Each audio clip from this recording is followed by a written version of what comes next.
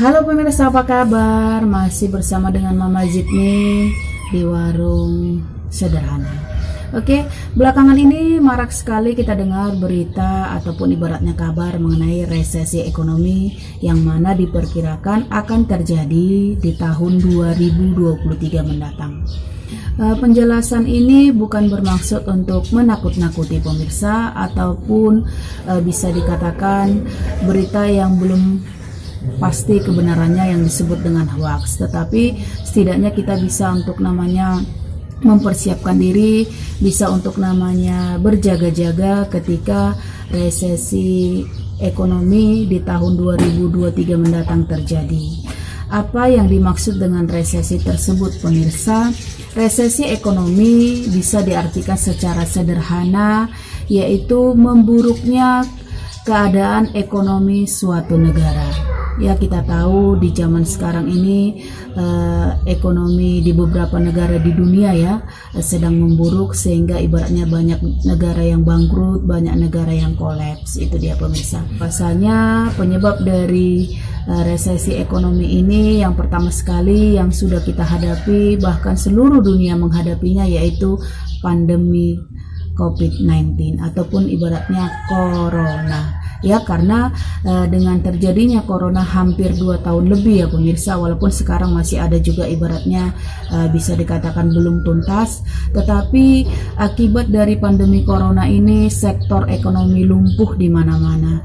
Ibaratnya keuangan itu terasa sulit sampai di seluruh namanya sendi-sendi ekonomi, baik itu masyarakat menengah, masyarakat kecil, sampai pun masyarakat atas turut mengalami ibaratnya kemerosotan di bidang ekonomi, pangan dan energi. Ini bisa diakibatkan juga karena terjadinya perang. Jadi karena pasokan ibaratnya gas akibat perang tersebut, di mana yang biasanya negara-negara yang pemakaian gas terbanyak ibaratnya semakin menipis, itu salah satunya. Terus yang ketiga, inflasi. Inflasi ini dimaksud dengan naiknya suatu harga barang dan jasa di waktu-waktu tertentu. Jadi ketika ekonomi melanda, ya pandemi melanda, ekonomi menurun, daya beli juga menurun. Terus maksud dari resesi ekonomi ini hubungannya dengan para pedagang. Contohnya secara pribadi Mama Zidni apa pemirsa? Akibat dari resesi ekonomi tahun 2023 mendatang buat kita secara pedagang kecil maupun besar, yang pertama sekali dampak yang akan kita rasakan yaitu sepinya ataupun lesunya minat pembeli untuk berbelanja. Dalam arti kata turunnya daya beli orang-orang untuk berbelanja diakibatkan karena itu tadi pemirsa, susahnya namanya mencari uang, susahnya untuk mencari pekerjaan. Jadi mereka hanya memprioritaskan belanja yang seperlunya aja, sehemat mungkin. Itu dia pemirsa. Yang kedua, dampaknya buat kita, karena kita mungkin ibaratnya sudah belanja, kita sudah menyetok barang, karena dari resesi ekonomi ini tadi terjadi namanya expire pada barang tersebut. Jadi ada mungkin bisa untuk ditukar kembali, ada juga ibaratnya yang tidak. Jadi mengalami namanya kerugian. Kalau seperti ini terus pemirsa, tidak ada pembeli, barang kita masih ibaratnya banyak di gudang, ibaratnya banyak barang kita masih banyak di toko, otomatis expire, membusuk, dan juga lama-lama bisa namanya kita bangkrut. Tetapi adapun pencegahan dari resesi ekonomi ini buat kita pribadi, yang pertama sekali ibaratnya perbanyak namanya uang cash pemirsa, ya, uang tunai. Karena dengan namanya kita punya uang tunai, kita punya dana darurat yang bisa sewaktu-waktu kita ambil, kita pergunakan untuk mengantisipasi dari resesi ekonomi ini. Yang kedua, kurangi gaya hidup. Gaya hidup yang bagaimana? Yang berlebih-lebihan pemirsa. Ibaratnya yang tidak semestinya, yang kita ibaratnya boros, dikurangi. Perbanyaklah ibaratnya menabung ya. Menabung itu dalam bentuk apa? Dalam bentuk uang gitu dia pemirsa ya. Jadi sewaktu-waktu resesi ekonomi ini kita masih punya namanya simpanan tabungan, biaya darurat yang mana kedepannya bisa kita pergunakan. Yang ketiga, kita punya namanya investasi berupa rumah, ibaratnya berupa emas-emasan. Ada baiknya ibaratnya sebagian kita jual. Jadi kita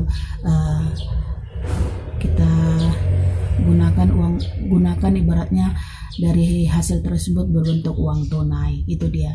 Jadi kalaupun ibaratnya yang masih punya rencana, udah punya uang tabungan, punya rencana untuk membangun rumah, ibaratnya untuk namanya mengajukan KPR, ada baiknya ditunda dulu pemirsa, karena akibat dari resesi ini juga akan terjadi namanya suku bunga yang sangat tinggi.